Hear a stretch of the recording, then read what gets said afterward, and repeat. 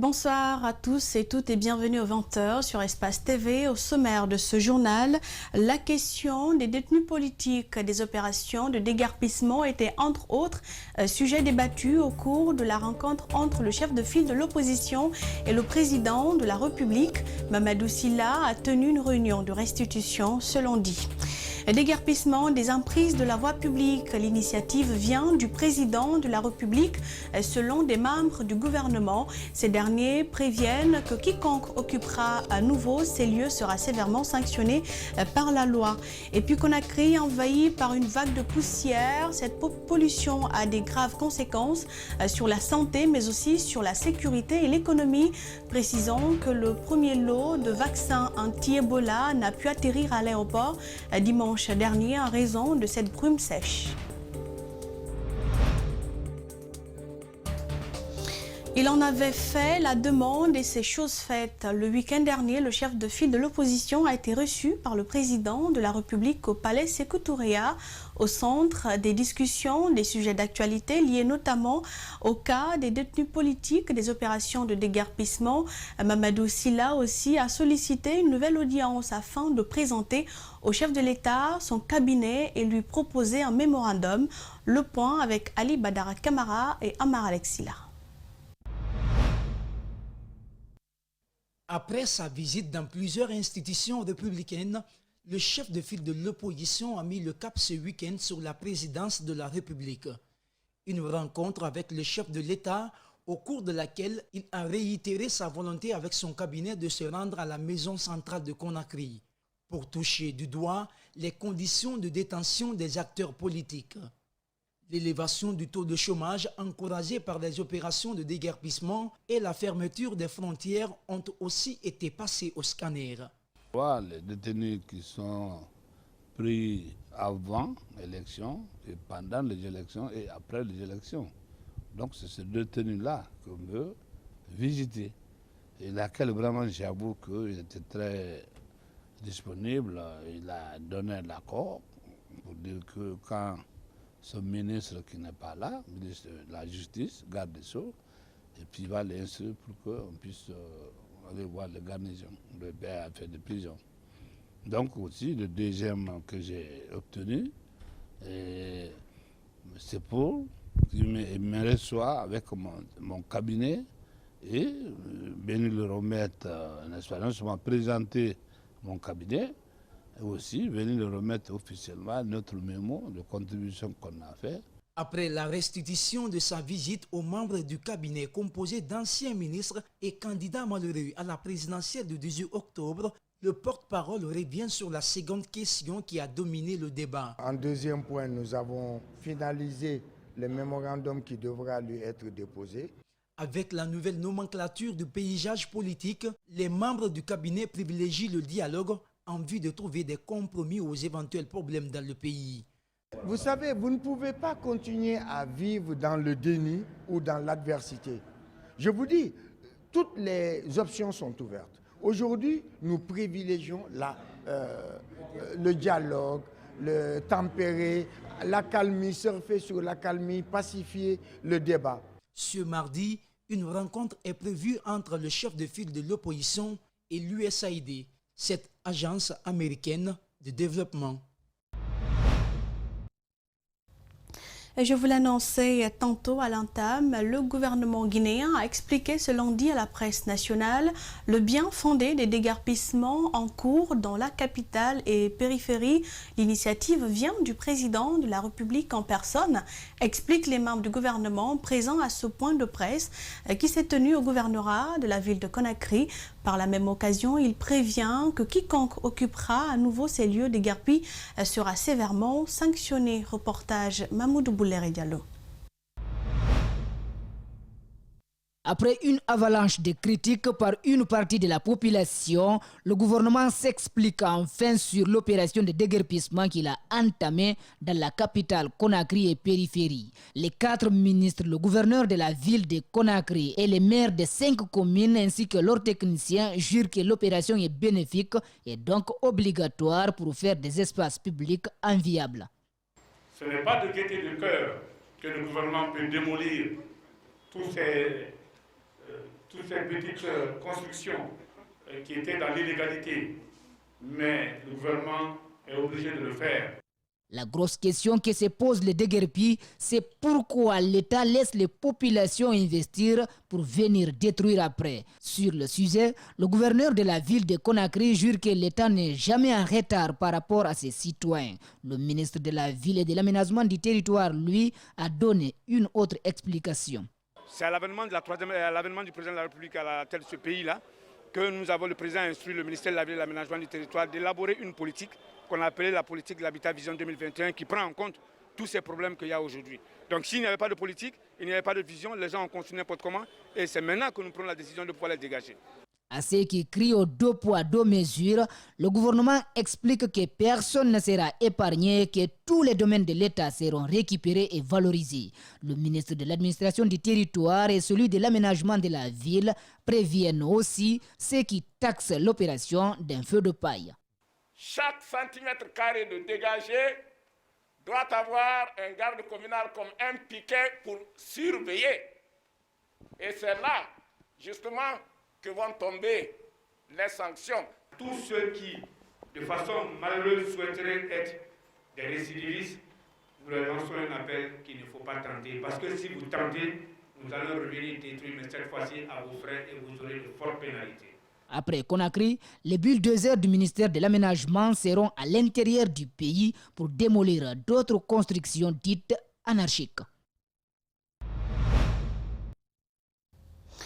Brèche politique, je ne peux pas évoluer au sein d'un cabinet d'opposition où mes opinions ne sont pas prises en compte, je préfère quitter. Ces mots sont d'Abdoulaye Kourouma, président du RRD, qui largue le cabinet du chef de file de l'opposition, Mamadou Sylla. Pour l'heure, il dit continuer à travailler au compte de son parti. Le Rassemblement pour la Renaissance et le développement à cœur ouvert et sans filtre, le député s'est expliqué dans un entretien qu'il a accordé à Espace TV. Le reportage est signé Antoinette Dédé Onivogui et Ibrahima Souma. C'est en décembre 2020 que l'honorable Abdoulaye Kourouma a été nommé conseiller chargé de l'industrie, du commerce, du tourisme et de l'artisanat au sein du cabinet du chef de file de l'opposition Mamadou Sylla. Le président du RDD décline aujourd'hui l'offre pour des raisons qu'il explique. J'ai décliné l'offre pour être en harmonie avec moi-même. Je lui ai dit que vraiment je n'étais pas partant pour être membre de son cabinet. Être dans un groupe où il ne peut pas exprimer librement ses opinions, c'est la raison phare du départ d'Abdoulaye Kourouma. Il dit ne pas souhaiter être un opposant, à moitié.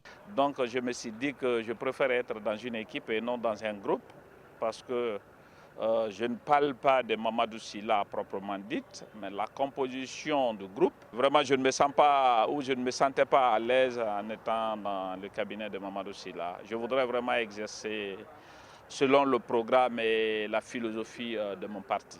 À la question de savoir s'il compte servir le gouvernement Condé, sans hésitation, Abdoulaye répond qu'il ne s'agit pas d'un crime, mais l'heure n'est pas encore arrivée.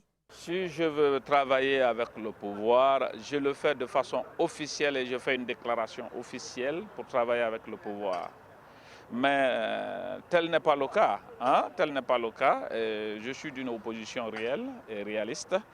Abdoulaye Kourouma conclut qu'il n'est pas le seul à avoir quitté le cabinet du chef de file de l'opposition Mamadou Sylla. Ce qui veut dire que d'autres départs pourraient être enregistrés dans les jours à venir. Un phénomène qui ne passe pas inaperçu. La vague de poussière qui envahit le ciel de Conakry n'est pas sans conséquences sécuritaires et économiques. Pour preuve, le premier lot de vaccins anti-Ebola n'a pu atterrir à l'aéroport dimanche dernier. Le service météo souligne que c'est un phénomène qui n'est pas propre à la Guinée. Mamadou Sadio Baldé et Amar Alex Sylla ont rencontré le directeur national de la météorologie. Suivez. Ce n'est pas un phénomène isolé, mais une concentration de poussière qui d'habitude s'oriente vers l'Europe. Cette fois-ci, la direction du vent a changé de trajectoire. Une forte concentration aux tempêtes de poussière, généralement en cette période de saison, qui se soulèvent au-dessus du Sahara et qui sont véhiculées par l'harmattan. Mais c'est à de rares occasions que l'harmattan arrive le long de nos côtes. Les conséquences sont d'abord sécuritaires à cause du manque de visibilité dans la circulation. Les transporteurs exposés à des risques d'accident. Si vous roulez à la vitesse habituelle, vous risquez de faire des accidents parce que vous ne voyez pas très loin devant vous. L'autre conséquence, qui n'est pas des moindres, est à la fois économique et sanitaire. Le vol qui acheminait les vaccins contre le virus Ebola a dû se poser à Dakar. C'est qu'il y a des vols qui sont soit annulés au départ de Conakry ou bien qui sont annulés en provenance d'ailleurs. Le trafic aérien perturbé. Pourtant, tant que les conditions minimales ne sont pas réunies, les compagnies ne prendront aucun risque. Les normes internationales exigent maintenant des conditions minimales du point de vue visibilité, lorsque les hauteurs de nuages, les vitesses de vent, etc. Donc, ce sont ces paramètres-là que les pilotes utilisent pour pouvoir manœuvrer leurs avions, leurs appareils au-dessus des pistes. Donc maintenant, imaginez-vous un avion qui a 150 passagers et plus, maintenant qui arrive à un aéroport comme Conakry et qui soit dérouté ailleurs. Le souci actuellement, c'est que le vent ne souffle pas suffisamment pour dégager le ciel de Conakry. Nous espérons quand même que dans les prochaines heures, on peut estimer qu'il y aura une amélioration, mais nous y veillons. Et on part toujours de ce phénomène météorologique. Sur le plan sanitaire, cette pollution peut provoquer ou aggraver des maladies respiratoires. Mamadou Kalisso et Ibrahim Souma ont rencontré le Dr Aboubacar Diallo, spécialiste en pathologie respiratoire. Suivez. Ce type de pollution liée à la poussière et au sable a des conséquences sanitaires. Elle agit essentiellement sur le système respiratoire, notamment l'exacerbation de l'asthme. Cette pollution peut également provoquer la méningite, à en croire ces pneumologues. Les principales manifestations, ça va être les rhinites allergiques, ça va être les exacerbations d'asthme, ça va être les pneumonies, ça va être ce qu'on appelle des trachéites, une inflammation de la trachée, des gens qui vont tousser, qui vont avoir envie de gratter la gorge. Selon ces spécialistes en pathologie respiratoire, des particules plus fines issues de cette pollution peuvent traverser toutes les voies respiratoires pour atterrir dans la circulation sanguine. Là, elles peuvent provoquer d'autres maladies. Et il est établi que cette pollution a une répercussion importante sur la mortalité. Les patients qui ont des maladies respiratoires chroniques ou qui ont des pathologies cardiaques chroniques en meurent beaucoup. Par exemple, en 2014, on estimait à plus de 400 000 décès au niveau mondial qui sont liés à cette pollution. Le nombre de consultations liées aux pathologies respiratoires a fortement augmenté ces derniers temps, souligne Dr Diallo. Même autour de nous, quand on regarde, on trouve qu'il y a plus de gens qui ont des symptômes respiratoires, même au niveau du personnel, plus de gens qui sont enrhumés, plus de gens qui toussent, plus d'agents qui ont des irritations de gorge. On n'a pas de statistiques à vous communiquer, mais dans notre pratique quotidienne, on remarque quand même qu'il y a beaucoup de gens qui présentent des symptômes qui peuvent être probablement liés à cette pollution. Aux personnes souffrant de pathologies respiratoires et cardiaques chroniques, il leur est vivement recommandé de rester à la maison. Dans l'ensemble, ce pneumologue conseille le port du masque. Nous sommes en période de Covid, donc le port du masque aura un double intérêt. Ça va non seulement vous protéger contre la pandémie à Covid-19, mais aussi réduire le risque de développer des maladies en rapport avec cette pollution. La protection de l'environnement est le meilleur moyen de lutte contre cette pollution, nous a-t-on appris. Nous partons à l'intérieur du pays, à Dubreka. Les citoyens de la localité de Bamba, située dans le district de Dembaya, plaident pour la réhabilitation des digues des plaines rizicoles et la construction d'une route reliant leur localité à celle de Bouramaya. Ils ont organisé à cet effet une lecture du Saint-Coran pour la paix et la réalisation de leurs préoccupations. Marianne Fodé Camara commente les images d'Amar Alexila. Les citoyens de Bamba face au manque d'infrastructures. Les digues ne tiennent plus et les eaux salées débordent et envahissent les terres cultivables.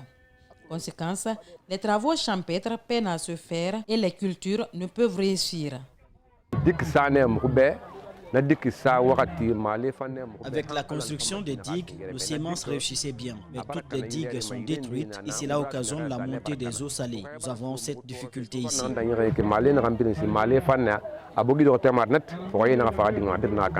Les populations de Bamba manquent d'infrastructures routières. Ils passent par la localité de Tanene pour rejoindre celle de Koba. Nous voulons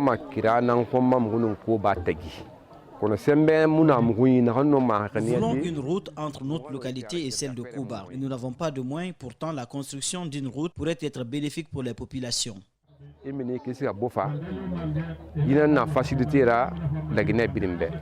plaide l'État à travers les ministres concernés pour faire face à leurs préoccupations, celle de la réhabilitation des digues et la construction d'une route.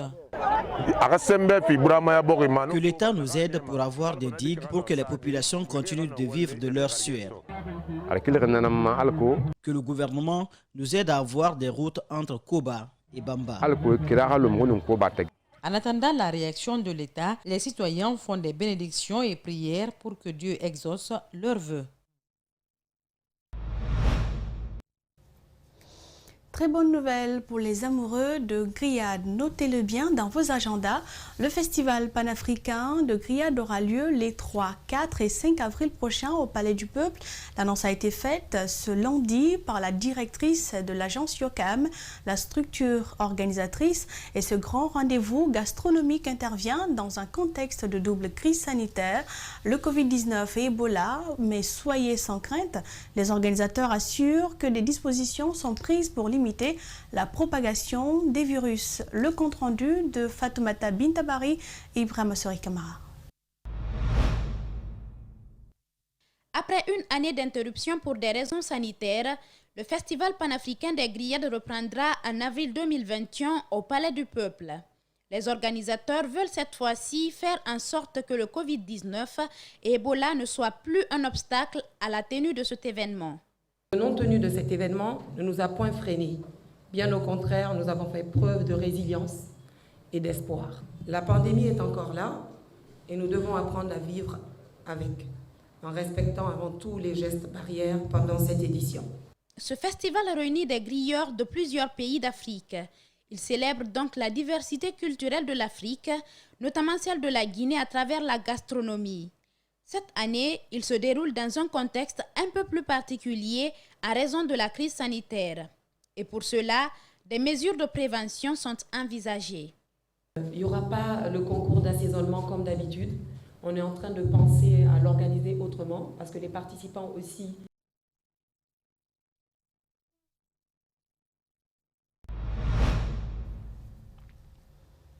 Cette édition est disponible sur www.espacetvguinée.info. C'est la fin de ce journal. Merci pour l'attention et bonne soirée sur Espace TV.